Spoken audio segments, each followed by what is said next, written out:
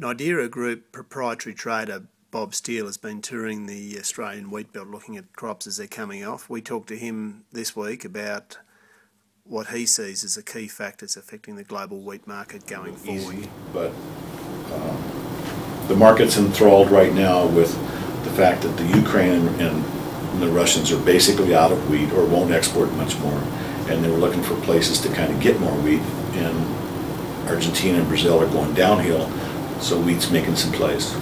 Brazil last year exported about 2 million tons of wheat and imported 6, and they'll do that again if they can. If they can't, Argentina is going to have to come up with a bigger crop, or at least the wheat price is. The wheat price is going to do what it did the last couple of days, up 15 cents, down 5, up 10, down 10. It's going to wobble back and forth until we really know what the situation is. Canada has a lot of wheat. India has wheat.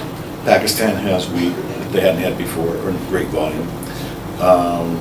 Your crop, okay, so you're not going to have a 30 million ton crop or whatever, or 27 or whatever it was last year, and you're not going to export 25 million, but you'll get 16 million, probably 17 million exportable.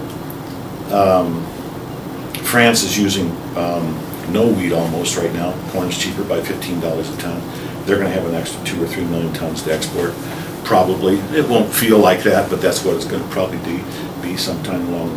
And they're always slow to start and a little quicker to finish the year out. U.S. has a good crop. We certainly have a lot of exportable wheat. Yeah, we'd like to see some moisture out in Texas, Oklahoma, eastern Colorado, and maybe some parts of southern Kansas. Like to see it. Happens every year. You still like to see it, but it's not. This year's not particularly any worse than any other year. But you'll get a lot of advertisement about it. I'll give you an example of it in wheat. The insurance scheme for wheat in the U.S. and unfortunately, not every country has it. Those kind of things. It's $8.75 for wheat, and we're going to expand, like I told you, in this soft wheat area, and even over in the hard wheat area, which is limited because of the ground and stuff. We're going to increase by 4% maybe in the soft wheat, maybe as much as 10% in the soft wheat area, and mainly because they know they got $8.75 out there.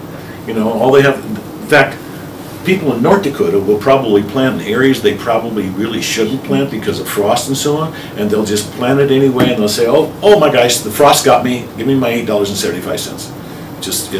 We're going to get big acres of wheat. That's how it happens. I think you can keep the business in your traditional market, like I said. Whether or not you can, and I think that what's happened recently here is you've become a little cheaper than some of the other markets, only because this Rio Grande and Paraná thing is in Argentina, the wetness and so on is keeping the wheat market high, and you might be able to slip in here in the next 4 or 5, 8 weeks and sell some wheat. But if you get too high, then you're going to have to compete with India and Pakistan, because they both still have wheat to sell. Quality wheat, by the way. Normally you think of India as a place where there's not very much quality, but they have 12.5 protein hard wheat. Can work into Bangladesh and the Philippines and Vietnam. There's a lot of outlets for that stuff. I think there's some changing things that are going to benefit you guys, and that's going to be this Canadian story. They're not going to be. It's not going to be cleaned every 5 seconds in Canada now. The wheat board's not there to make sure that they're providing the world with the best quality wheat every day. Those guys are going to start blending more wheat. They're going to start growing different kinds of wheat. In fact, they're going to lose some of their wheat production to soybeans. They're going to export more soybeans. So you have probably over the next 10 or 15 years, you have a little advantage maybe over some of the Canadians. That whole is going to change a little bit. Sandy was driving the car about 120 kilometers an hour, or whatever, we're going down this road, dirt road, by the way. So, by the way, in about 2 miles, the sun's going to come out. It's going to be a beautiful day. The people are going to look better. Everything's is going to be just fine. In about 2 more miles. I said, "What's happening in 2 more miles?" "Well, we're crossing the border." I had a great time with the guys the last 4 days. It was an eye-opening experience for me in terms of the way that your market works, which is very unfamiliar because we're doing a different thing, and particularly appreciation for the country. It's huge. You got big paddocks, which we don't have in the U.S.